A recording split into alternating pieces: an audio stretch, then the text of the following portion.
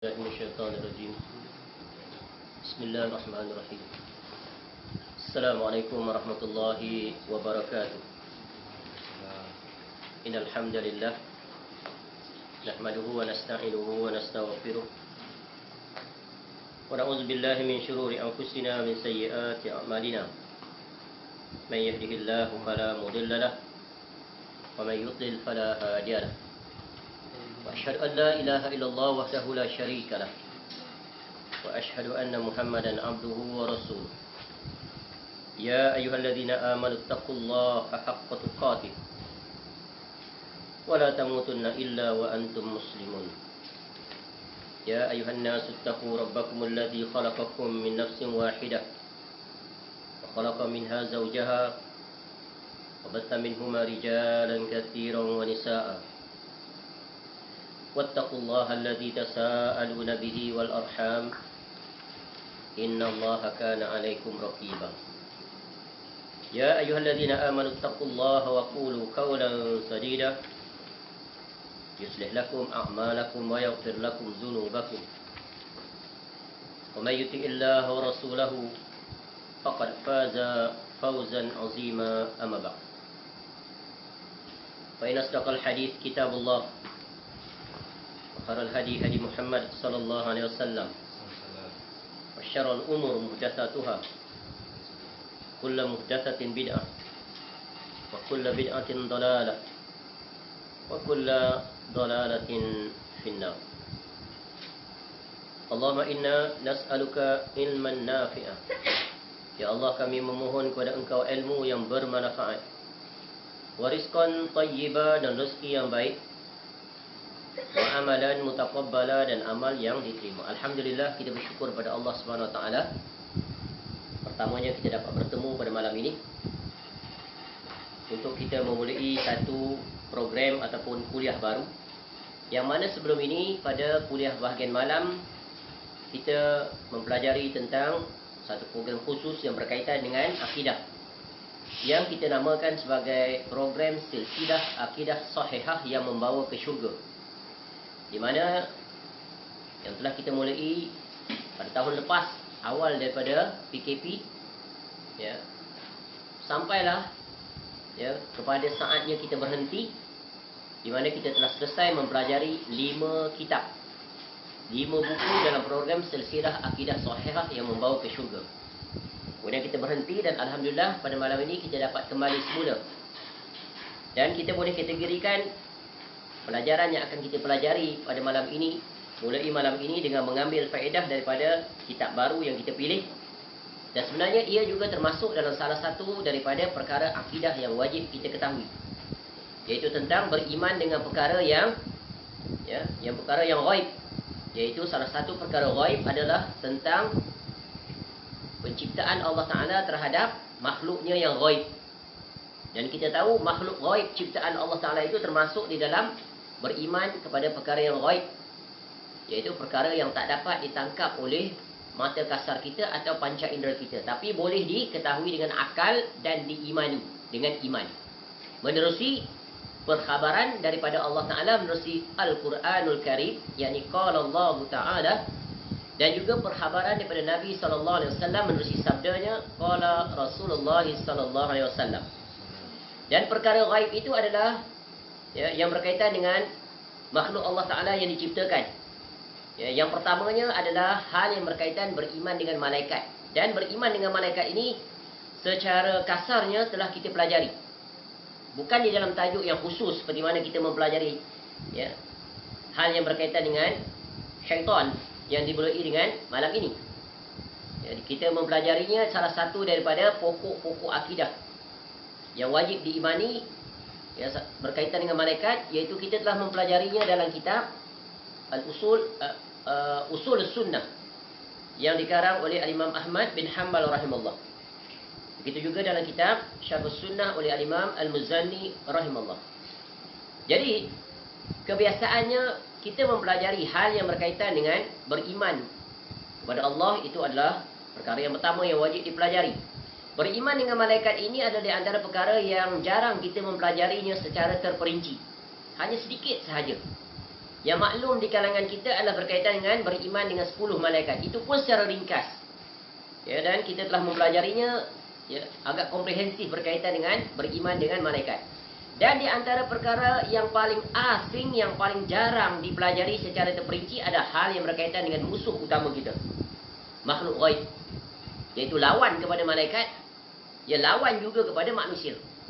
Iaitu biografi, tabiat, misi, ya, tujuan, ya, iblis. Ya, iblis diciptakan oleh Allah Ta'ala sama seperti makhluk lain agar taat, beribadah, tunduk dan patuh. Yang asalnya dia memang makhluk yang sangat patuh. Ya, bersama dengan para malaikat, bersama dengan ya, Adam alaihissalam dan Hawa alaihissalam. Dan berlakulah apa yang berlaku, ya, yang telah kita ketahui, sebagaimana yang sering kita dimaklumkan bagaimana ya, iblis yang asalnya ahli syurga, Adam alaihissalam dan isterinya asalnya ahli syurga. Kemudian ya, disebabkan iblis itu dia dengki, dia hasad, maka dia berjaya menggelincirkan Adam alaihissalam dan isterinya. Kemudian kedua-duanya ya, maka dikeluarkan, diturunkan ke bumi. Dan mulai daripada saat itulah permusuhan yang bermula di syurga dilanjutkan di atas muka bumi ini sampai kiamat ditegakkan.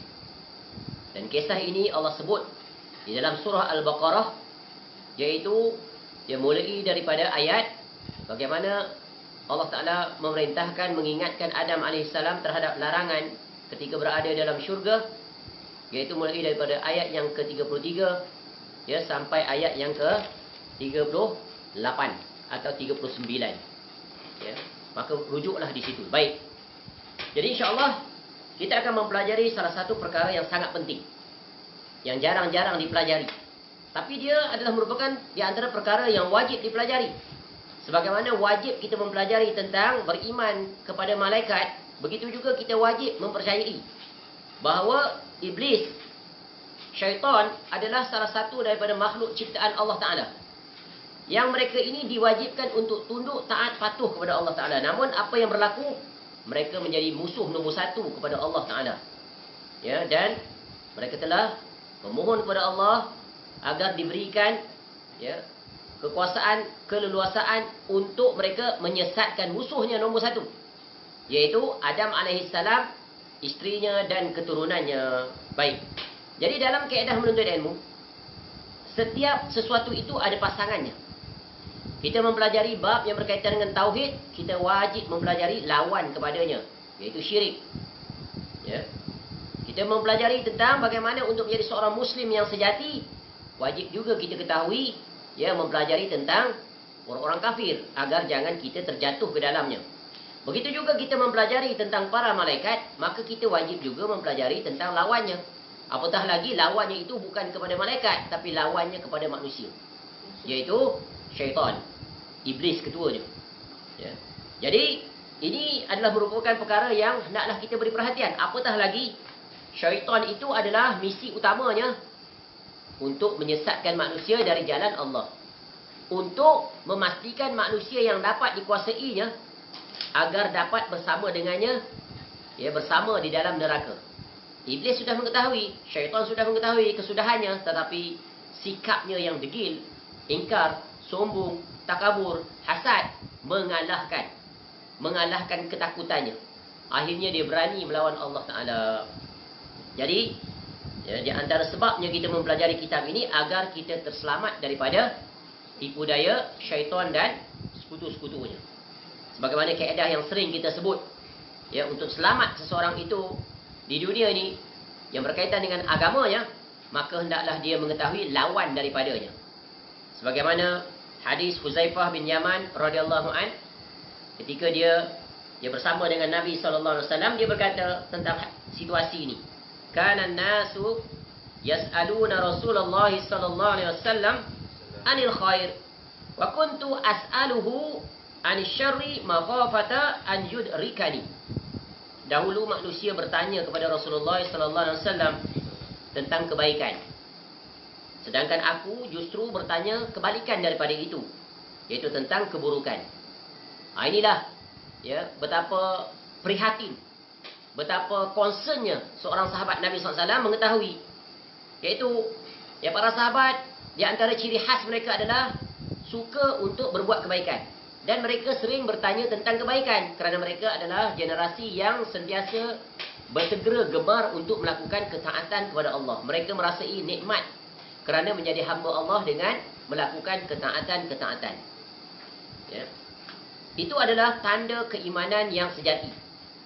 Kemudian berbeza dengan Huzaifah radhiyallahu an, dia khawatir lawan padanya, khawatir ya, dalam masa berbuat kebaikan tiba-tiba tanpa disedari atau tanpa diilmui boleh terjatuh ke dalam perkara yang berlawanan dengan kebaikan. Akibatnya terbatal seluruh kebaikan itu. Ya, maka dia bertanya pula hal yang berlawanan. Kerana apa? Kerana takut keburukan itu akan menimpanya. Ya, sebab itu orang yang beriman yang sempurna padanya ada dua perkara. Satu, ya, dia gemar untuk berbuat kebaikan. Yang kedua, dia khawatir terjatuh dalam keburukan. Sebab apa? Ya, kalau kita membaca ayat-ayat Al-Quranul Karim, kita akan temui satu ayat. Sofi Rama sambung ayat ni. Wa qadimna ila ma 'amilu min 'amalin faj'alnahu haba'an mansura. Jadi ayat ini adalah ayat yang mengingatkan kita tentang betapa wajibnya ketelitian, berhati-hati dalam segala kerja amal buat kita. Ya, wa qadimna ila ma 'amilu min 'amalin faja'alnahu haba'an mansura. Ya. Itu dia. Nanti kami hadapkan, kami jadikan amalan-amalan yang mereka bawa itu, kita semua akan kembali kepada Allah dengan membawa amalan masing-masing. Tapi sesuatu yang mengejutkan, yang mengkagetkan kita, tiba-tiba ada di antara orang yang membawa amal-amal itu, Allah sebut, Allah jadikan amal yang mereka bawa itu menjadi debu-debu yang berterbangan. Maknanya tidak ada nilai di sisi Allah Subhanahu wa taala. Padahal dia datang ketika itu untuk mengharapkan ganjaran daripada amal ibadah yang dia buat. Dia menyangka banyaknya pahala nanti bila dibentangkan amal. Tiba-tiba Allah Ta'ala tidak menerimanya, menolaknya. Bahkan amalan itu tidak ada nilai. Allah berikan perumpamaannya seperti debu-debu yang berterbangan.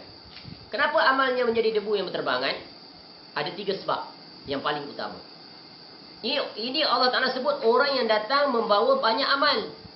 Amal puasanya, amal solatnya, amal zakatnya, amal sedekahnya dan pelbagai amal-amal kebaikan. Ya.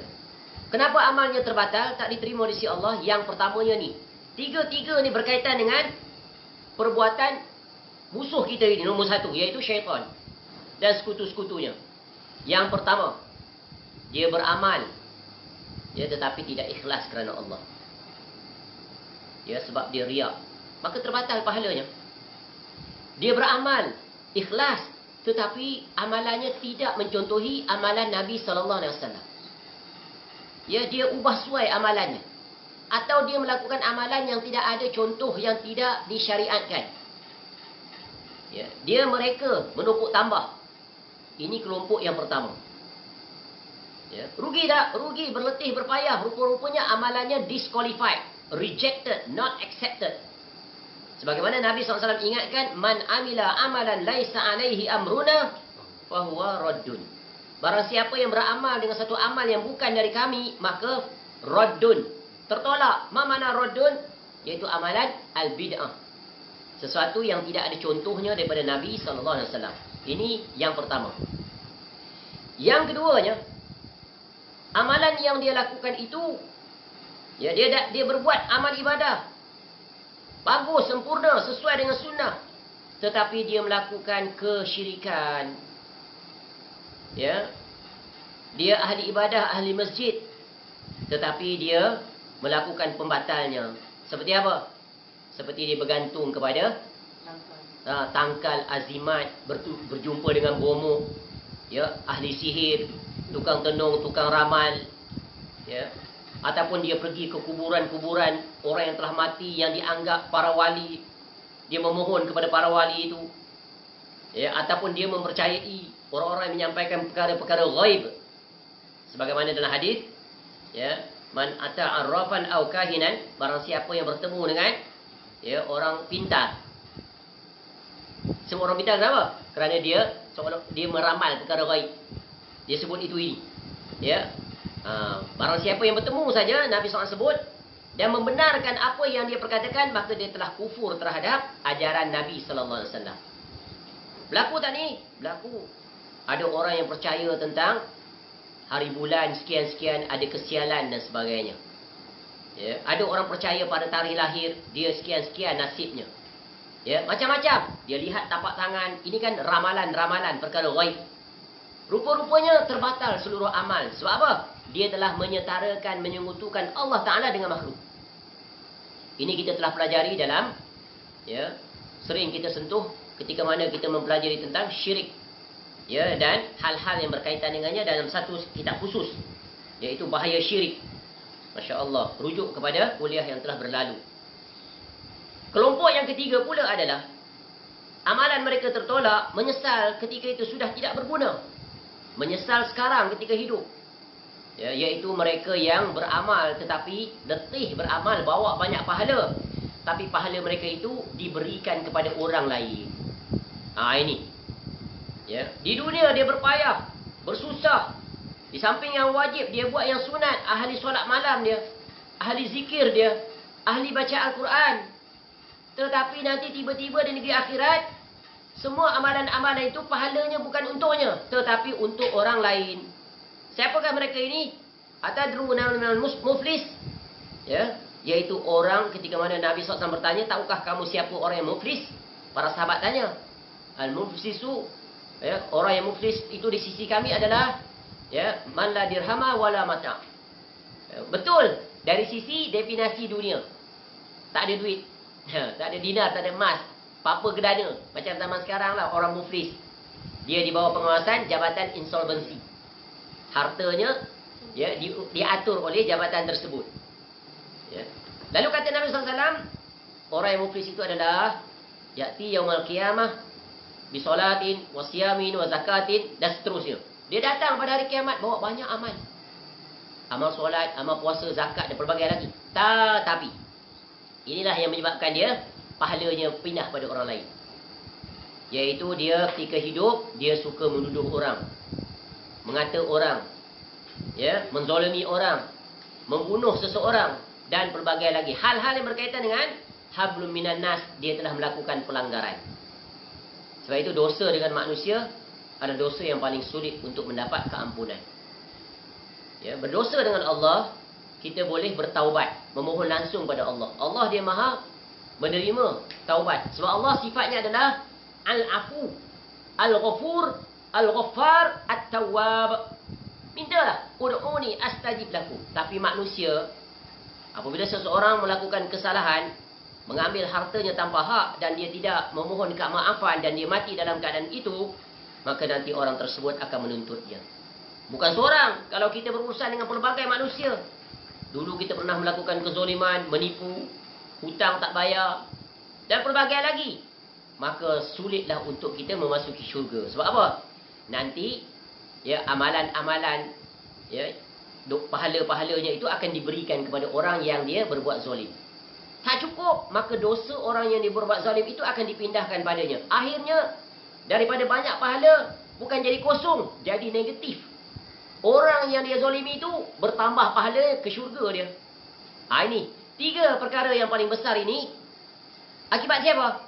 Akibat ni, mengikuti telunjuk syaitan.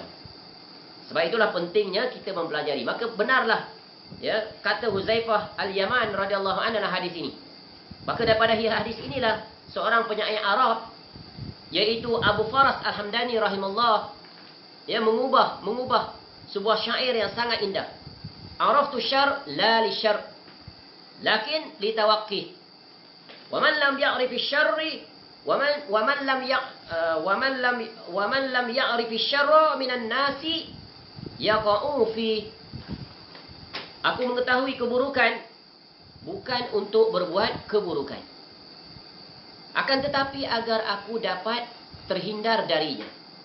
Kerana sesiapa yang tidak mengetahui keburukan, dapat saja dia terjerumus ke dalamnya. Ini merupakan kaedah yang sangat agung. Kaedah yang menyebabkan seseorang itu terselamat. Dia bukan hanya, ya, mempelajari tentang kebaikan, dia juga wajib mengetahui tentang keburukan. Supaya apa? Bukan untuk dia melakukannya, supaya dia terjatuh, dia selamat daripada terjatuh ke dalamnya. Sebab tu kita wajib mempelajari dan mengetahui musuh utama kita, iaitu syaitan dan sekutu-sekutunya. Ya, sebab tu ada satu kaedah ini. Ya, kita di antara cabaran kita yang paling besar, iaitu peperangan kita dengan syaitan. Seorang Muslim, seorang mukmin, dia wajib mengisytiharkan perang terhadap syaitan, kerana dia adalah musuh nombor satu, musuh wahid nombor satu. Nombor wahid ni, dia istilahnya dalam ilmu pengurusan peperangan dipanggil the art of war. The art of war, dia ada seni. Ya, dan Al-Quran dan hadis telah menjelaskan seni ini. Sebab itu kalau kita tidak mengetahui musuh kita, bagaimana kita akan menghadapinya? Bagaimana kita yakin akan beroleh kejayaan? Ya, kita tahu strength kita. I know my strengths. I also know my enemies' weaknesses. Faham? Saya tahu kekuatan saya tahu kelemahan musuh saya. Ya, maka apa jadi? Know yourself, know others. In 100 battle, for sure you know the end results. Itu istilah dalam ilmu pengurusan. Dia kata apa? Tahu tentang diri kamu, your strength and weaknesses. Tahu tentang strength and weaknesses of your enemy, then you know the end result if you fight with them. Ya. Tapi kalau kita tahu tentang kekuatan kita dan kelemahan kita, tapi kita tidak mengetahui kekuatan dan kelemahan musuh, apa jadi? You are not sure whether you can win the war or not. Betul kan? Sebab itu wajib kita mengetahui tentang syaitan. Apatah lagi syaitan, ini bukan musuh yang nampak. Ya. Ini syaitan, dia tidak ada kompromi. Mission dia adalah, ya, mission dia sampai mati. Iaitu harga mati untuk dia. Dia akan menyesatkan manusia. 24 hours non-stop, every single minute, every single second, dia akan cari jalan. Ya, kita ini sering alfa, sering lalai. Dia tak pernah alfa dan tak pernah lalai. Satu sifat yang paling hebat yang ada pada iblis, syaitan ni apa? Tak pernah putus asa. Dia kalah, dia akan lawan kembali. Dia tak pernah alfa. Ibarat peribahasa orang tua-tua, jerat tak pernah melupakan pelanduk, tapi pelanduk sering melupai jerat. Betul kan? Tu. Jadi seorang mukmin hendaklah very particular, hendaklah concern. Ya, sebab itulah kita mempelajari tentang, ya, hal yang berkaitan dengan syaitan dengan mengambil faedah daripada satu buku yang telah diterjemahkan, iaitu agar selamat dari godaan syaitan. Ya, disertai dengan 20 resip penangkal, 20 kaedah. Ya, dan buku ini terbahagi kepada dua bahagian. Ya, dan di dalam Facebook itu telah kita upload, iaitu scan kitab ini. Ya, bahagian pertama dan juga teksnya yang asli dalam kitab Arabnya. Jadi bolehlah dirujuk pada kedua-dua kitab tersebut. Adapun jika inginkan yang asli kitab ini, ya, kitab kecil saja. Ya, tapi besar manfaat. Sebagai langkah permulaan, introduction, untuk kita dapat gambaran secara ringkas, dan insya-Allah kita akan jelaskan. Ya, kitab yang besar faedahnya. Adapun kitab yang terperinci banyak. Sofi Rahman, tolong ambil kitab Arab satu atas meja. Ada kitab Arab. Ya. Banyak kitab yang dikarang. Ini sebagai, iaitu mukadimah yang pertama. Ya, untuk kita mencetuskan dorongan, keinginan dan kemahuan untuk mempelajari lebih terperinci. Ini kitab lain, Madkhal. Ni, ya, pengantar, pintu pengantar kepada, ya, bagaimana godaan syaitan, tipu dayanya terhadap insan. Ya, ini tebal. Ya, ada buku surat lebih kurang dalam, ya, 500 lebih. Ya, walau bagaimanapun, kitab ini sudah memadai sebagai introduction, mukadimah untuk kita mengetahuinya. Baik. Kitab ini, ya, agar selamat dari godaan syaitan, disertai dengan 20 resepi atau kaedah untuk penangkal, iaitu menggagalkan usaha syaitan dalam menipu daya dan menyesatkan manusia. Ya, yang penulisnya adalah Al-Qismu Al-Ilmi, ya, Bidarul Watan. Ya, satu badan yang menyusun kitab ini. Baik, di dalam kitab ini, ia terbahagi pada dua bahagian. Ini kita bagi sinopsis dulu. Mild introduction, sebelum kita masuk perincian nanti untuk sesi yang seterusnya sebagaimana yang sering kita buat. Mula-mula kita bagi gambaran dulu. Apa yang akan kita pelajari? Dimulai dengan what is the purpose of we learn about this topic. Apa objektif yang kita nak capai setelah kita belajar tentang kitab ini? Apa objektif yang kita capai by end of the session? Ya, a series of kuliah, apa kita akan capai? Kita mengetahui tentang apa yang dinyatakan pada kandungan kitab ini. Sebagaimana yang dipaparkan di sini, nanti kita akan mempelajari bahagian yang pertama. Dan ini adalah bahagian yang kedua. Pada bahagian yang pertama, bab yang pertama, ya, kita ada beberapa bab, ada beberapa penjelasan. Iaitu ABC berapa? 2, 4, 6, 7. Ada 7 perbahasan pada bab yang pertama. Iaitu bab yang pertama di bawah tajuk syaitan dan tipu dayanya. Ni kita mengetahui tentang siapakah syaitan, what are their mission, their vision, their goals. Ya, maka dengan kita tahu itu, ya, tapi kita sebut dah tadi analogi peperangan. Ya, peperangan ni is a matter of what? Organization. It's a matter of strategy. Tanpa mengambil kira bilangan. Betapa banyak pasukan yang sedikit berjaya mengalahkan pasukan yang ramai. Betapa banyak, betapa kita melihat di lapangan, ya, pasukan yang serba kekurangan dari segi logistik dapat mengalahkan tentera yang serba lengkap. Apa buktinya? Bukan. Iaitu tenteranya Nabi SAW dan para sahabat yang kita sebut pada kuliah pagi tadi tentang jihad. Ya, dimulai dengan perang Badar, berlaku pada bulan Ramadan. Ya, peperangan yang pertama yang disyariatkan adalah pada tahun 2 Hijrah. Pada bulan Ramadan. Ya, masya-Allah, berperang dan berjaya mengalahkan satu pasukan yang kuat, yang berpengalaman. Ya, logistiknya tak seimbang, tapi Allah berikan kemenangan. Kenapa? Kerana iman. Ya, syaitan tak terdaya walaupun syaitan ikut berperang. Allah turunkan para malaikat bertempiaran lari syaitan itu. Nampak? Ni. Jadi kita tahu di sini bab yang pertama ada 7 perkara. Yang pertama iaitu definisi syaitan dan jin. Ya. Definisi syaitan dan jalan yang ditempuhinya. Ya. Siapakah dia syaitan? Ya. Iblis. Itu sinonim. Kemudian awal mulanya permusuhan dengan manusia. Kita kena ni adalah historical knowledge. Ya, kita tahu syaitan tu dia dah mengisytiharkan di hadapan Allah. Dia minta izin pada Allah. Betapa buruknya adab dia. Berani dia. Ya. Syaitan itu, iblis, dia sangat mengenali Allah. Makrifat tahap tertinggi. Kemuncak makrifat. Betul atau tidak? Betul. Dia kenal Allah. Dia berbicara langsung dengan Allah. Tapi inilah musibahnya, bencananya penyakit. Ya, penyakit apa? Aba wastakbara wa kana minal kafirin. Al-hasad, al-kibir, sombong. Sebab tu kalau kita belajar tentang tazkiyatun nafs, tidak akan masuk syurga seseorang yang dalam hatinya ada sebesar zarah kesombongan.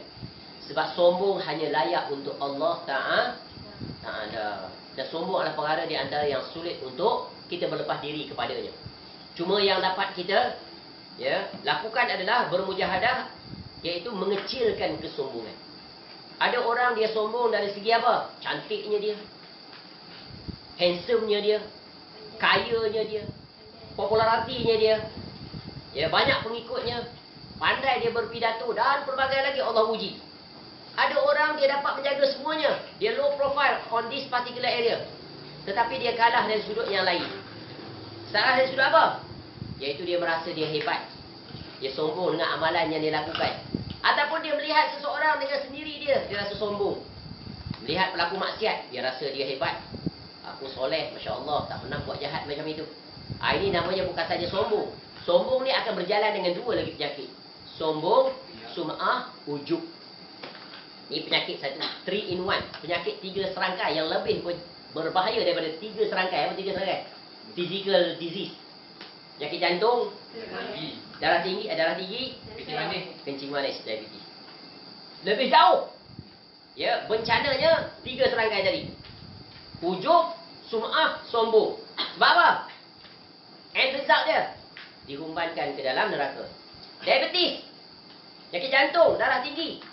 Sebab ini masuk syurga. Sebab apa? Redha dan sabar. Bahkan ada orang yang lebih tinggi daripada itu, dia bersyukur dengan sakitnya. Seperti apa? Nabi Ayub alaihi salam. Baik, kembali. Ya. Kemudian siapakah yang selamat daripada tipu daya syaitan? Ya. Ada tak orang yang selamat? Pasti ada.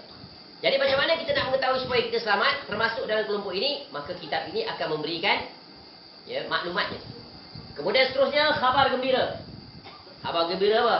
Busyra bagi orang yang mengenali syaitan, berusaha untuk membentengi dirinya agar jangan jadi pengikutnya atau jangan mendengar tutur bicaranya. Kerana syaitan di antara skillnya apa? Very high skill tu. Skillful ni, very skillful. Because why? Because what? Very experienced. Adam AS pun terkalahkan dengan dia. Tapi akhirnya Adam AS mengalahkan dia kembali. Bagaimana? Syaitan ya mengalahkan Adam AS dengan tipu dayanya. Tetapi Adam AS mengalahkan syaitan dengan istighfarnya. Maka menangislah syaitan. Itulah senjata yang Allah bagi pada seorang mukmin. Baik. Kemudian kelemahan syaitan. Apa weakness dia? Bila kita mengetahui kelemahannya, maka kita akan berjaya mengalahkannya. Ya, dan syaitan juga mengetahui kelemahan kita. Sangat mengenali. Ya, kemudian peringatan dan himbauan. Ya, tanbih, peringatan. Ya, beware. Ya, the danger of syaitan. Dan musuh ini adalah musuh yang paling sulit untuk kita melawannya. Kecuali dengan ilmu dan iman. Kemudian dibuktikan dengan amalan. Sebab apa? Musuh yang tak nampak. Musuh yang berada dalam tubuh kita dan juga berkeliaran di sekitar kita. Ya, Masya Allah. Jadi, hendaklah kita ni sentiasa alert, aware tentang kehadirannya. Kerana dia sentiasa mencari masa yang terbaik untuk melepaskan anak panahnya kepada orang-orang yang beriman khususnya. Ini adalah bahagian yang pertama, kemudian ditutup dengan bahagian G, iaitu tipu daya dan perangkap-perangkap syaitan. Ini dia, kita tahu bagaimana syaitan memasang perangkap. Banyak perangkapnya di sini. Ada 16 perangkap. 16 banyak. Bukan senang ni. Banyaknya jurus dia. Satu dia punya trap tak kena, dia pasang trap yang kedua. Jerangkap yang ketiga, yang keempat, sampai yang ke-16. Ya. Macam tentera tu, dia ajar strategi. Jerangkap sama. Ya, dalam dia teliti pun sesekali terjatuh juga dia. Ya. Bayangkan kalau kita tidak belajar tentang perangkap ini, pasti lebih mudah untuk kita terjatuh dalam perangkap tersebut. Benar tak tadi? Araftu syar la li syar lakin li tawaqqi. Aku mengenali keburukan bukan untuk aku melakukannya, agar jangan aku terjatuh ke dalamnya. Ya. Maka menunjukkan betapa pentingnya mengetahui tentang tipu daya dan perangkap trik-trik yang dilakukan oleh syaitan laknatullah. Kemudian selesai bahagian yang pertama, ya, pengarang membawa kita kepada bahagian yang kedua, iaitu bagaimana agar selamat daripada godaan syaitan dan tipu dayanya. Kerana syaitan ini dia berjaya dalam misi dia. Kerana majoritinya adalah pengikutnya, mendengar nasihatnya. Apa buktinya? Apa bukti? Syaitan telah berjaya menguasai manusia majoritinya. Cuba kita lihat umat manusia sepanjang zaman, di zaman kita. Berapa ramai yang Islam, berapa ramai yang kafir? Rasionya. Penduduk dunia sekarang sekitar lebih kurang 8 bilion. Out of 8 billions, siapa yang menjadi pengikut syaitan? Orang kafir. Itu mutlak. Berapa bilion? Iaitu umat Islam berapa bilion? Ya, sekitar 2 bilion. The balance, the remaining 6 billion, tu kawan dia lah, orang kafir. Dan bukan itu saja, di kalangan kaum muslimin yang 2 bilion itu pun, 2 bilion, betul lah. Ya. Dalam 2 bilion tu betapa banyak pula yang terjatuh kepadanya. Ya. Apa buktinya? Senang saja kita nak lihat. Ya, siapa yang benar-benar menjadi hamba Allah yang taat dan siapa yang ahli maksiat. Yang taat pun terjatuh juga dalam perangkapnya. Tapi Allah menyelamatkan kita dengan apa? Dengan sedar, insaf, bertaubat kembali kepada Allah. Yang menyebabkan syaitan dia menangis di atas perkara itu. Dalam sesi soal 5 soalan setiap subuh itu, ada satu soalan kita ajukan. Apakah ayat di dalam Al-Quran yang menyebabkan syaitan menangis? Ingat tak? Kan, wa iza fa'alu fahisyatan aw zalamu. Itu baik. Cuba baca ayat tu. A'udzu billahi minasyaitonir rajim. Wa idza fa'alu fahishatan aw zalamu anfusahum أنفسهم ذكروا الله فاستغفروا لذنوبهم ومن يغفر الذنوب إلا الله ولم يصروا على ما فعلوا وهم يعلمون. Nah, itu ayat dia. Itu salah satu daripada dua ayat yang menyebabkan syaitan terkalahkan. Bila orang berbuat maksiat terjatuhnya, maka mereka istighfar kepada Allah. Ya, maka terkalahlah syaitan. Begitu juga dalam surah Az-Zumar, "Qul ya ibadiyalladzina asrafu ala anfusihim la taqnatu min rahmatillah, innallaha yaghfiruz dzunuba jami'a, innahu wal ghafurur rahim." Baik. Jadi, bahagian yang kedua bagaimana kita selamat. Ini adalah jurus-jurus untuk mengalahkan syaitan. Kita dapat mengalahkannya. Sebab in every battle, objektif kita adalah menang. Ya, berjaya. Syaitan terkalahkan. Iaitu yang pertamanya adalah dengan jalan iman kepada Allah. Yang kedua, ikhlas kepada Allah dan seterusnya. Yang ini nanti kita akan jelaskan, iaitu pengarang meletakkan di sini 20 jalan. Banyak tak ni? Kalau kita tak mempelajari tentang 20 jalan ini, 20 cara ini, bagaimana kita akan berjaya mengalahkan syaitan. Sebab itu penting tadi kaedah. Know yourself, know your enemies. In any battle, for sure you know the end results. Prinsipal yang berkaitan dengan perkara ini yang dijabarkan dalam Quran dan hadis. Ya. Tahu tentang diri anda, tahu tentang musuh anda, dalam apa-apa peperangan anda tahu. You can set. Ya, whether you win or you lose. Faham? Ya. Jadi wajib tak belajar bab ini? Sangat wajib. Very priority. Ya. We have to prioritize. Ya, bukan urgent, dia urgent dan priority dia. Dua-dua sekali berjalan serentak. Wadih? Fahim tu? Baik, alhamdulillah. Okey, untuk permulaan ni kita masuk dulu, iaitu pada mukadimah saja, pendahuluan, muka surat 15. Ya, muka surat 15. InsyaAllah kita selesai untuk pengenalan untuk sesi yang pertama. Dah dapat gambaran, sinopsis keseluruhan, holistic view of what we are going to learn. Apa yang akan kita pelajari dalam siri-siri kuliah ini. Mudah-mudahan bermanfaat. Semoga Allah memberikan kita kesabaran, Allah berikan kita kelapangan untuk kita sama-sama bermujahadah untuk mengambil manfaat. Jadi di dalam kitab yang diberikan setiap satu itu, buat catatan, tulis, dobit. Tulis apa yang penting yang tidak ada di dalam kitab ini supaya ianya memberi manfaat nanti. Ini adalah kita punya apa ni? Toolkit. Tahu toolkit? Toolkit panggil bahasa Melayu apa? Toolbox. Toolbox. Toolkit lah. Alat-alat, peralatan. Jurus-jurus yang boleh kita pakai bila berinteraksi dengan apa-apa isu yang berkaitan dengan syaitan. Baik. Kita mulai dengan muka surat 15. Sabi Rahman ada kitab tak? Ada. Baca. Surat 15. Dari segala puji. Pendahuluan. Segala puji hanya milik Allah. Salawat serta salam semoga dilimpahkan kepada Nabi Muhammad sallallahu alaihi wasallam, keluarga beliau dan para sahabatnya radhiyallahu anhum semuanya. Baik. Jadi ini adalah adab yang agung di dalam memulai sesuatu kitab secara ringkas. Dan ini telah kita jelaskan dulu setiap kali kita memulai sebuah kitab. Sebagai kata pendahuluan, hendaklah kita memuji Allah Ta'ala. Ya, kerana itu adalah kewajipan seorang hamba. Ya. Dan puji ini ada 4 bentuk. Catat ini penting. Puji ini ada 4 jenis. Satu, Allah Ta'ala memuji dirinya sendiri. Allah Ta'ala memuji dirinya sendiri.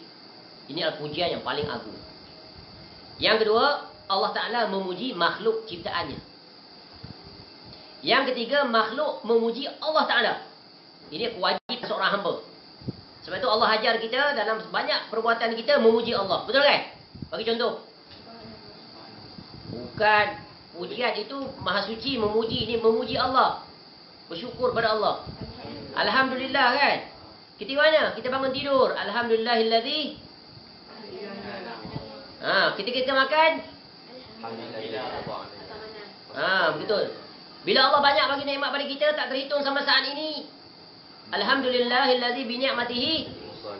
Ya, dalam satu alhamdulillah ala kulli hal, dan bagai-bagai Allah ajar. Bersin. Masya Allah. Banyak tak?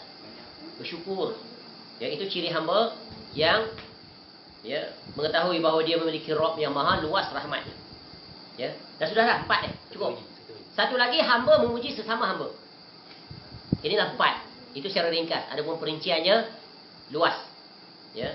Cukup setakat itu sahaja secara ringkas. Jadi kalau ditanya, apakah bentuk pujian? Ada 4. Allah Ta'ala memuji dirinya dan kita akan temui di dalam ayat Al-Quran. Ya. Kemudian Allah Ta'ala memuji hambanya, kita akan temui. Ya. Dan makhluk memuji Allah Ta'ala, itu kewajipan kita. Dan makhluk memuji sesama makhluk. Selawat serta salam semoga dilimpahkan pada Nabi Muhammad SAW, keluarga beliau, ya, SAW, dan para sahabatnya semuanya radhiyallahu anhum. Ini menyebut satu etika yang sangat agung. Apabila nama Nabi SAW disebutkan, ingat ni kaedah, selalu kita ulang.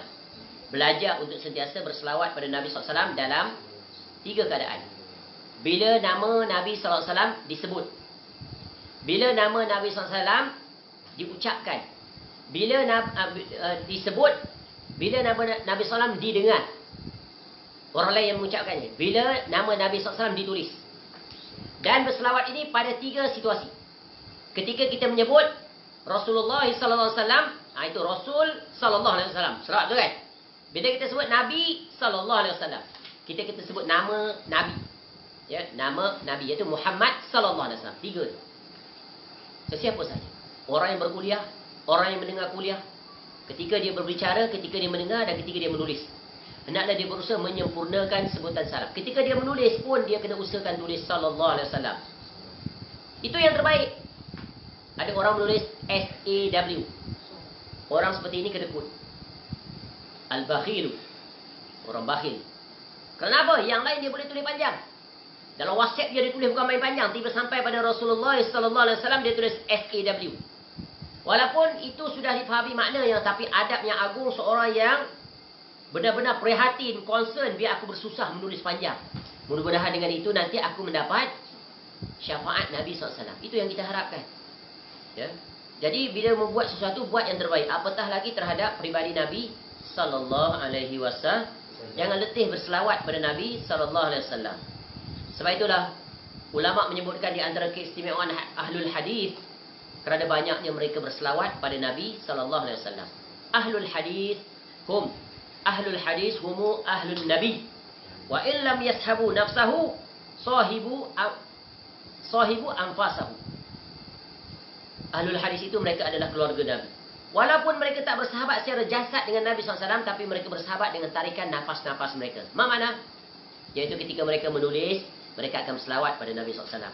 Ketika mereka membaca hadis, mereka akan iringi dengan ya qala Rasulullah sallallahu alaihi wasallam. Banyaknya mereka berselawat pada Nabi SAW. Inilah dia orang yang terbukti kecintaannya kepada Nabi sallallahu alaihi wasallam. Jangan jemu. Ni sebut nama Nabi, sebut nama Rasul, sebut nama Muhammad, diam dia. Ya, ataupun sekali-sekali aja dia berselawat. Ini bukan orang yang benar-benar menyintai Nabi sallallahu alaihi wasallam. Baik.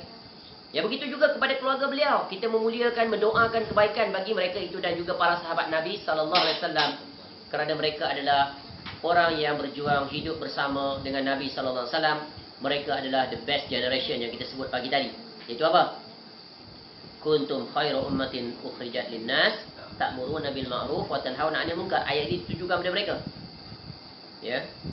Kemudian Allah sebut banyak pujian terhadap para sahabat Nabi SAW, dan kita diminta untuk mencontohi dan meneladani mereka. Sebagaimana dalam surah At-Taubah ayat 100. Baca Sofi Rahman. Ya. والسابقون الأولون من المهاجرين والأنصار والذين اتبعوهم بإحسان رضي الله عنهم ورضوا عنه وأعد لهم جنات تجري تحتها الأنهار خالدين فيها أبدا ذلك الفوز العظيم. Lihat bagaimana Allah memberikan gambaran pengiktirafan daripada Allah Ta'ala kepada para sahabat. Was-sabiqun al-awwaluna minal muhajirin wal ansar. As-sabiqun, yang paling awal, yang mula-mula, yang paling terkedepan. Siapa mereka itu? Yang paling mula-mula adalah kaum muhajirin. Mereka lah yang pertama kali menerima dakwah Nabi SAW, beriman dengannya dan berjuang ya di sisi Nabi SAW.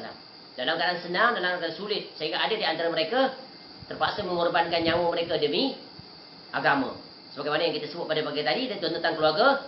Keluarga siapa? Keluarga Yasir. Sabran ala Yasir, innama idukumul jannah.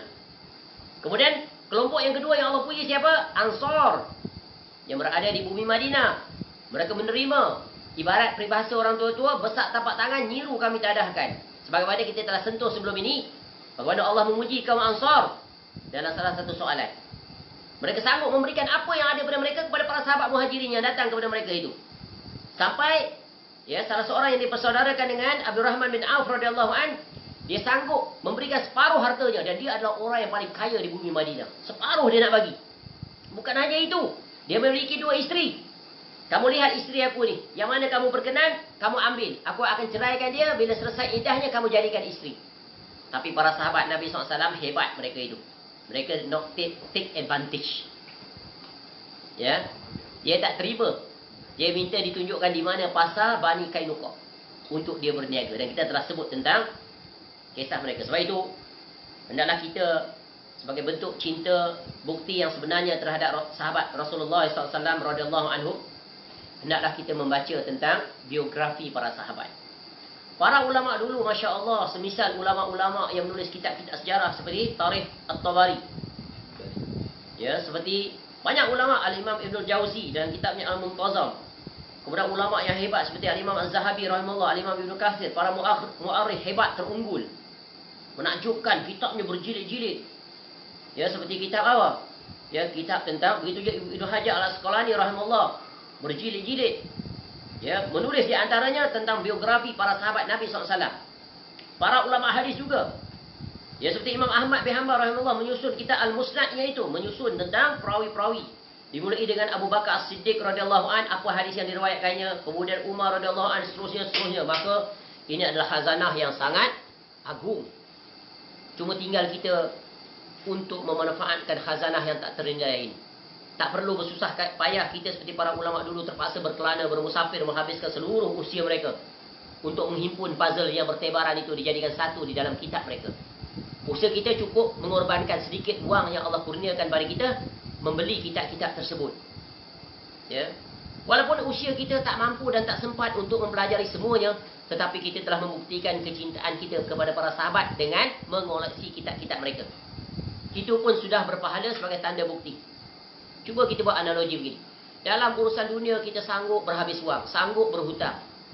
Beli kereta harga 70,000, sanggup berikan komitmen selama 9 tahun, bayar 1,200 setiap bulan without fail. Beli rumah, bayar sebulan, 30 tahun, katakan 500 bulan, sanggup without fail. Penuhi kelengkapan rumah. Ya, segala-galanya, semuanya itu akan ditinggalkan. Ya, semuanya akan ditinggalkan. Tetapi dalam urusan akhirat, beli kitab kedekut ya amat. Ya, inilah dia. Pencinta dunia dan pencinta akhirat sangat berbeza. Ya. Biarlah dia bersusah payah. Para ulama salaf dulu sanggup mengorbankan seluruh harta benda mereka demi untuk meraih kitab. Ya. Sebab apa? Ilmu. Sebab ilmu warisannya para anbiya. Nabi SAW menyebutkan, ya, para anbiya tidak mewariskan dinar dan dirham. Apa yang mereka wariskan? Ilmu. Ilmu apa ni? Ilmu syar'i. Ya. Kita sering mendengar para ustaz selalu membawa hadis. Idza matal insan in qata'a amaluhu min salat, sadaqatun jariyah wa ilmun yantafa'u bih. Ilmu yang bermanfaat. Maka berkorbanlah. Melaburlah dalam kitab. Tidak kita membacanya, tetapi nanti anak-anak kita, waris-waris kita, mereka lah yang akan membaca dan membukanya yang bermanfaat, dan itulah pahala yang berterusan. Jangan kedekut untuk beli kitab. Ni kuliah macam ni. Berapa sangatlah harga kitab kecil ini? RM10. Ya, katakan RM10. Telefon tuan kedai, boleh bagi diskaun tak? Tuan kedai kata boleh 10%. Dia nego lagi. 30% boleh tak? Betapa kedekutnya, berkiranya kita. Ni dalam urusan kitab pun begitu banyak dia minta diskaun. Padahal kalau dia kata RM10, okey saya bayar RM12. Niat dalam hatinya bersedekah. Ni orang yang bijak, dapat pahala 2 sekaligus. Kitab satu, kemudian niat dia untuk membantu tukang kedai tersebut. Terutamanya dalam zaman gawat ni. Nampak tak? Itulah Nabi SAW menyebut khairun nas anfa'uhum linnas, sebab dia pernah dengar hadis itu. Ya. Apa cirinya orang yang dicintai oleh Allah yang terbaik ni? Yang pertama, memasukkan kegembiraan dalam hati seorang mukmin. Tak pernah ada lagi orang yang berniaga. Kita jadi orang yang unik. Biasa orang melakukan tawar-menawar, betul kan? Minta diskaun, dia tak. Berapa harga? RM10. Okey, saya bayar RM15. Terkejut tu orang kedai. Tak pernah di atas muka bumi ni. Inilah hari pertama saya bertemu dengan orang yang bagi lebih. Bukan sebab dia kaya tak. Dia bukan orang kaya. Tapi dia tahu tentang hadis Nabi SAW. Iaitu memasukkan kegembiraan pada seseorang. Dan yang kedua adalah ia mengangkat kesulitan seseorang. Dia tengok kedai tu, ya Allah, tak laku kedai tu. Dia pun pergi kedai tu, dia beli apa yang ada. Padahal dia tak perlu pun ada dah benda-benda tu di rumah dia. Kitab tu dah ada daripada dia. Tapi kenapa dia beli? Tadi tujuannya memasukkan kegembiraan, mengangkat kesulitan. Nanti buku-buku yang dia beli tu barangkali dia niat lagi satu, next step, very smart this particular person. Dia beli kitab tu banyak, dia nanti akan hadiahkan pada orang lain. Nampak tak? Ya, kita sangat takjub dengan orang yang seperti ini. Kadang-kadang dia sponsor beli kitab bagi semua orang. Dan orang kita ni malas beli kitab. Ustaz tu bukan main lah. Tuan-tuan, saya mengajar ni pakai kitab di masjid ni. Dan kadang-kadang ustaz tersebut belikan kitab, bagi percuma. Saya bukan nak berniaga kitab, saya nak bagi pada tuan-tuan. Yang penting ingat tuan-tuan, tarikh saya kuliah bawa kitab. Tak, dia bawa je. Itu bagi percuma. Kalau suruh beli, alamat lah. Tak dibelinya. Padahal kitabnya RM10, RM20, RM50, mahal padanya. Tapi sandal yang dia pakai datang ke surau dan masjid, harganya RM100. Camkan ini. Jangan jadi seperti itu. Baik, itu secara ringkas. Ya, dan para sahabat semuanya. Cukup tak itu? Amma ba'd. Ni. Baca teruslah, tak payah baca. Awak baca. Bismillahirrahmanirrahim. Sesungguhnya syaitan. Baca dengan betul intonasinya. Ujian bahasa Malaysia. Sesungguhnya syaitan adalah musuh manusia yang sangat keras permusuhannya. Syaitan selalu membuat... Syaitan. Syaitan bahasa Arab. Syaitan bahasa Melayu. Sebab bahasa Melayu ni tak ada huruf to. Dia ada huruf T je. Itulah miskin bahasa Malaysia. Bahasa Arab kaya. Tapi orang Melayu dia kreatif. Dia tambah pula huruf Melayu dalam aksara bahasa Arab. Betul kan? Jawi ya. Bahasa Arab lah tu kita panggil Jawi. Betul kan? Dia ada huruf apa? Ga. Dia ada huruf nga. Ada ca. Ada apa lagi? Fa 3 titik. Sebab lisan orang Melayu lembut, ringan. Lisan orang Arab berat. Selangor tak disebut. Selanjur. Tak apalah, terus kan? Selingat. Syaitan selalu membuat tipu daya kepada manusia sejak ia dilahirkan sampai ia mati. Jalan kesesatan ia hiasi dengan rupa yang baik, sedangkan jalan petunjuk ia jauhkan dari manusia. Syaitan selalu mencari berbagai cara untuk mencelakakan manusia. Sebagaimana firman Allah Ta'ala, Inna syaitana lakum aduwwan fattakhidhuhu aduwwa. Innama yad'u hizbahu liyakunu min ashabis sa'ir. Fatir ayat 6. Maksud tak? Baca terjemahan. Sesungguhnya syaitan itu adalah musuh bagi kalian, maka anggaplah ia musuh. Kerana sesungguhnya syaitan-syaitan itu hanya mengajak golongannya supaya mereka menjadi penghuni neraka yang menyala-nyala. Baik. Jadi, pendahuluan untuk kita ia memberikan satu kesimpulan penting. Bahawa syaitan dia adalah musuh kita. Musuh nombor 1. Forever. Tak boleh digeserkan dengan musuh yang lain untuk dia turun ranking nombor 2, nombor 3. Dia bukan top 10 chart ni, bukan. Dia selama-lamanya musuh nombor 1. Jadi bila dia musuh nombor 1, kita mesti apa? Mesti menjadikan dia musuh nombor 1. Jangan pandang enteng, jangan pandang remeh. Sebab dia musuh yang paling hebat. Musuh yang paling berwibawa. Musuh yang paling banyak helah dan tipu dayanya. Maka untuk mengalahkan dia, tentu kita kena lebih cerdas, lebih smart daripada dia. Ya, sebab apa? Ya. Syaitan ini dia sentiasa melakukan pelbagai onar. Banyak jalan-jalan dia untuk menyesatkan manusia. Dia fail menerusi jalan 1, dia pergi jalan 2. Strategi. Ya, sebab tu strategi, dia come up with the action plan. And then dia dapat result. Ya, tapi bila dia fail, dia change the strategy. Dia come up with a new action plan until dia berjaya. Ini prinsip dalam pengurusan kehidupan. Ya. Syaitan very smart. Allah bagi keistimewaan pada dia. Ya, tapi Allah bagi orang yang beriman lebih smart daripada dia. Dengan syarat yang telah kita paparkan akan datang nanti penjabarannya. Jadi, syaitan ini di antara ciri khas dia adalah dia berjaya iaitu menampakkan kesesatan sebagai hidayah. Dan dia menampakkan hidayah itu sebagai kesesatan. Ya. Dengan trik-trik dia yang ya, menyebabkan manusia alfa. Dia ibarat macam ni. Ahli main silap mata tu panggil apa? Magician. Betul kan? Tu dia trik dia. Nampak macam badan dipotong. Nampak macam dia dihilangkan orang. Rupanya dia gunakan trik dia. Tertipulah mata-mata yang melihat. Syaitan lebih daripada itu. Dia hiasi ya, keburukan dengan kebaikan. Ya. Dan dia cuba sedaya upaya mencapai misinya, menjauhkan manusia daripada jalan Allah. Ya, sebab itu ingat kaedah penting ini. Dia akan cari pelbagai jalan untuk mencelakakan manusia. Sebagaimana Allah Ta'ala ingatkan kita. Lihat. Cara yang paling ampuh untuk mengalahkan syaitan bagaimana? Bagaimana? Istighfar tu adalah outcome, hasilnya. Action plan. Ni, read Al-Quran with understanding, then you live with it. Itulah kita buat program pagi-pagi tu, mengakrab diri dengan Al-Quran. Sebab Allah telah memperkenalkan syaitan itu siapa dia dalam Al-Quran. Allah perkenalkan tindak tanduk kerja buat syaitan itu di dalam Al-Quran. Allah juga terangkan kelemahannya. Dan Allah terangkan kepada kita orang beriman bagaimana untuk mengalahkannya. Dan Nabi SAW mendetailkannya. Ya, di dalam hadis-hadisnya yang tak terhitung banyaknya. Jadi Allah ingatkan dalam ayat ini, inna syaitana lakum adu fattakhizu aduwa innama yad'u hizbahu liyakunu min ashabis sa'ir. Sesungguhnya syaitan itu adalah musuh bagi kamu. Tengok Allah suruh kita istiharkan. Jangan jadikan musuh sebagai teman. Apatah lagi jadi dia sebagai sekutu, best friend, partner. Ayat ini menjelaskan tentang apa ni? Prinsip al-wala wal-bara. Wala kepada keimanan, berbarak daripada kekufuran. Wala kepada orang beriman dan berlepas diri pada kekufuran. Wala kepada malaikat, berlepas diri daripada siapa? Syaitan. Betul kan? Malaikat mengajak kepada kebaikan.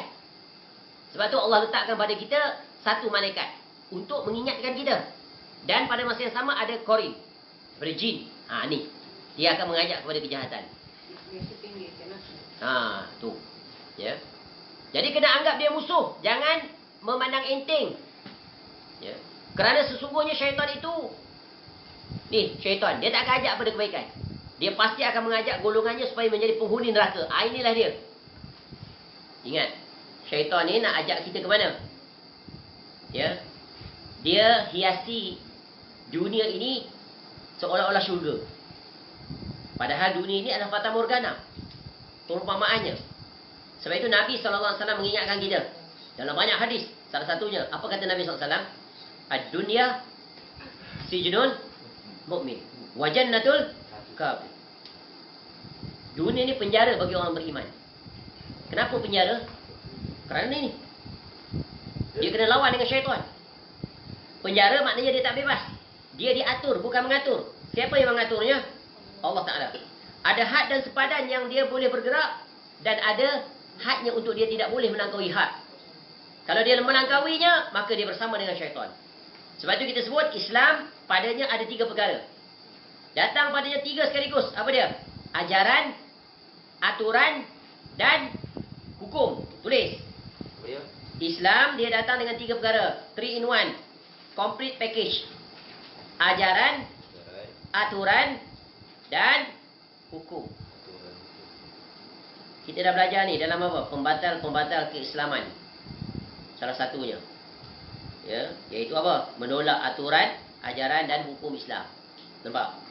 Allah atur kita. Sebab tu Allah sebut, Nabi SAW sebut, ya, dunia ni penjara. Kita tak bebas. Kita diatur oleh Allah. Ada sempadan yang tak boleh kita lepasi. Ya.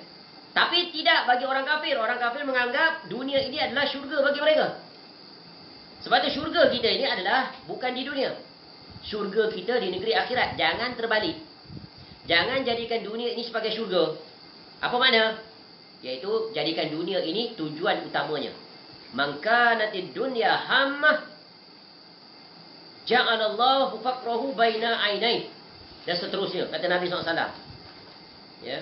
Barang siapa yang menjadikan dunia ini sebagai matlamat utamanya, maka Allah akan jadikan kefakiran di depan matanya. Allah akan cerai-beraikan segala urusannya. Tak pernah dia rasa terpuaskan. Tak pernah rasa cukup masa. Tersibukkan saja dia. terlalai daripada mempersiapkan diri untuk negeri akhirat. Apa maknanya? Dia telah berjaya ya, ditipu oleh syaitan. Dan dunia ini adalah tipu daya. Ya. Wa mal hayatud dunya illa lahwun wala ibun. Ya, banyaknya Allah peringatkan kita tentang hakikat dunia. Jangan jadi anak-anak dunia. Jadilah anak-anak akhirat. Hidup ini hanya ada dua pilihan. Jalan ke syurga atau jalan ke neraka. Allah bagi kita dua jalan, kita pilih.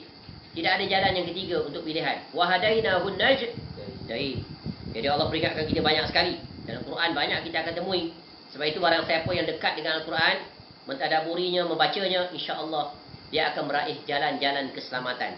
Dia mengetahui bagaimana untuk dia selamat sampai dalam perjalanannya menuju negeri yang hakiki. Ya, dia terjatuh, dia akan bangun dan bangkit kembali untuk memperbetulkan jalannya. Out of track, put back on track. Kerana jalan-jalan kesesatan ini banyak, 72 jalan. Nabi SAW pernah satu hari buat satu garisan. Khattalana Rasulullah SAW khattan. Nabi SAW pada satu hari buat satu garisan. Lurus. Dan Nabi SAW kata, inilah jalan yang lurus. Kemudian Nabi SAW garis kiri dan kanan. Ini jalan-jalan yang padanya ada syaitan yang menyeru kepadanya. Dalam hadis menjelaskan jalan yang lurus dan jalan yang kiri kanan. Apa dia? 73 kelompok. Ya, satu saja masuk syurga. Yang mana? Ihdinas siratal mustaqim, yang kita minta pada Allah dalam setiap solat 5 waktu. Supaya jangan jatuh ke jalan kiri dan kanan, iaitu siratal ladzi sambung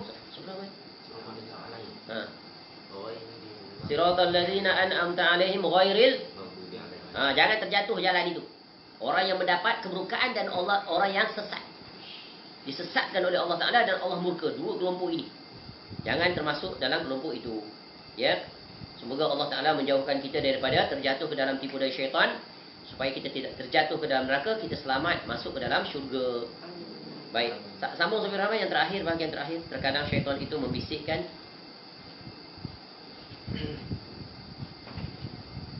Terkadang syaitan itu membisikkan godaannya ke dalam hati manusia. Terkadang ia menghiasi maksiat dan kesalahan sehingga dianggap baik oleh manusia. Terkadang ia juga menghalangi manusia dari ketaatan dan ibadah kepada Allah Ta'ala. Dalam buku saku ini akan dijelaskan bagaimana upaya-upaya, cara-cara dan tipu daya syaitan dalam menyesatkan manusia. Akan disebutkan pula sebab-sebab yang syar'i untuk melindungi manusia dari syaitan. Semuanya berdasarkan Al-Quran dan As-Sunnah. Baik, inilah kesimpulan keseluruhan apa yang terkandung di dalam kitab ini yang terdiri daripada bab 1 dan bab 2 oleh, iaitu kata pengantar bagi penerbit kitab ini. Itu di mana dikatakan syaitan itu sentiasa membisikkan godaan dalam hati manusia. Sebab tu tempat di mana syaitan memberikan tumpuan adalah hati manusia. Dia hendak hati kita jadi hati apa? Hati yang mati. Dia hendak jadikan hati kita hati yang sakit. Ya. Dia hendak supaya kita memiliki sifat pada hati iaitu nafsul ammarah bisu. Ya. Gagal dia di situ, dia nak kita bertahan di nafsu al-ammarah. Bukan, nafsu al-lawwamah. Ya. Dia akan tahan supaya jangan kita sampai kepada nafsu yang menyebabkan seseorang itu mendapat keredaan Allah. Ya ayyatuhan nafsul mutmainnah, irji'i ila rabbiki radiyatan mardiyah, fadkhuli fi ibadi wadkhuli jannati. Inilah misi dia yang paling utama. Barang siapa sebab itu. Ya. Nabi SAW, misinya salah satunya adalah wa yuzakkihim, mensucikan hati kita ini. Dengan apa? Dengan ayat-ayat Al-Quran dan diiringi dengan iaitu amalan-amalan, kewajipan-kewajipan dan sebagainya. Jadi syaitan dia akan berusaha untuk menghiasi maksiat itu dalam bentuk kebaikan. Nampak buat maksiat, akhirnya maksiat itu lama-lama dia anggap satu kebaikan. Dia enak, dia menikmati maksiat itu, dia rasa tak bersalah. Contoh, melihat perkara-perkara maksiat, lama-lama terbiasa kan dia anggap tak ada apa-apa. Dia relax steady, bahkan dia menikmatinya pula. Bila sampai ke tahap ini, hatinya telah mati. Hatinya telah berjaya dikuasai oleh syaitan. Jadi tanda. Dia lihat maksiat, dia tak rasa apa-apa. Dia boleh pula senyum. Dia tak rasa dalam hatinya mengingkari. Macam kita sebut hadis pagi tadi. Man ra'a munkaran falyughayyir biyadi. Fa in lam yastati' fa bi lisani, fa in lam yastati' fa bi qalbi. Bi qalbi wa da'at aqul iman. Iman yang paling lemah apa? Dia ingkari dengan hatinya. Bila hatinya tak mengingkari, bahkan dia bersekongkol pula, maka sahlah dia telah bersekongkol dengan syaitan, telah dikuasai oleh syaitan. Jadi ini adalah peringatan penting supaya kita sentiasa menjaga diri kita. Sebab itu, ya 3 perkara yang dilakukan oleh Nabi SAW ya kepada umatnya, iaitu yang pertama, membacakan peringatan ini, baca Quran, sampaikan pada kaumnya. Yang kedua, membersihkan jiwa mereka, tazkiyatun nafs. Yang ketiga, iaitu mendidik, mengajar, wa yu'allimuhumul kitaba wal hikmah. Ya, dan di hujung tu, wa in kanu min qablu lafi dhalalin mubin. Yang sebelum itu kamu berada dalam kesesatan yang nyata. Jadi nak memindahkan kesesatan kepada hidayah, berjalan di atas kebenaran yang diperintahkan oleh Allah Ta'ala, mesti melalui 3 cara. Baca, sampaikan, bagi tahu, inform first. Bagi dia dengar, oh ini Allah sebut begini. Dia dah dengar. Dia dah dengar qala Allah, dia dah dengar qala Rasulullah SAW. Kemudian membersihkan jiwa mereka. Yang ketiga adalah mengajar, mendidik. Sebab tu Nabi SAW menjalankan 2 perkara. Apa dia? Mu'allim dan murabbi. 2 berjalan serentak. Dengan itu sempurnalah misi Nabi SAW untuk mengeluarkan manusia daripada kegelapan kepada cahaya. Ya. Allahu waliyul ladzina amanu yukhrijuhum minaz zulumati ilan nur. Baik. Jadi inilah dia, ya, sebagai gambaran sinopsis sebelum kita masuk segi bab yang pertama, dia bertajuk syaitan dan tipu dayanya. Mudah-mudahan ya gambaran secara ringkas ini ya akan memberikan kita satu kesimpulan penting betapa wajibnya kita mempelajari, mengetahui 2 bab ini, ya insya-Allah ya, semoga Allah memudahkan kita untuk mempelajarinya dan semoga Allah Taala memberikan kita ya kekuatan untuk kita berjaya mengamalkan apa yang kita pelajari, supaya kita sentiasa terbimbing, sentiasa berjalan di atas aturan, ajaran dan hukum Allah Ta'ala. Dengan itu kita selamat daripada terjatuh dalam tipu daya syaitan yang sangat halus lagi licik itu. Ya, dan syaitan dia pasti terkalahkan oleh orang-orang yang beriman dan bertakwa, orang-orang yang sentiasa bermujahadah. Kerana itu adalah jaminan daripada Allah Ta'ala. Walladzina jahadu, sambung. Walladzina jahadu fina lanahdiyannahum subulana. Tu Allah dah janji, barang siapa yang berjihad, berjuang ya dengan seluruh anggota tubuh badannya, hatinya, fikirnya, zikirnya, kerja buatnya, Allah pasti akan tunjukkan jalannya. Dan Allah adalah sebaik-baik pelindung dan sebaik-baik yang membimbing kita. Wallahu alam. Ya, mudah-mudahan bermanfaat untuk pengenalan ya pengantar bagi kitab ini untuk siri yang pertama pada malam ini. Alhamdulillahillazi bi ni'matihi tatimmus shalihat. Insya-Allah panjang umur. Malam esok kita akan mulai memasuki perbahasan pada bab yang pertama, iaitu syaitan dan tipu dayanya. Wallahu a'lam. Segala kebaikan semuanya milik Allah. Wa ma bikum min ni'matin fa minallah. Kekurangan kesilapan semoga Allah mengampuni kita kesemuanya dan memperbaiki segala urusan kita.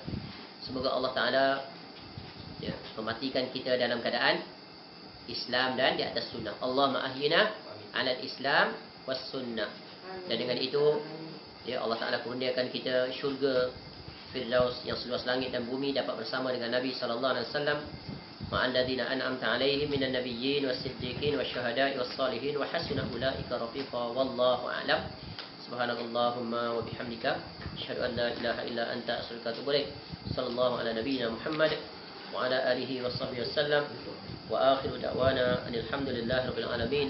Assalamualaikum warahmatullahi wabarakatuh. Waalaikumsalam.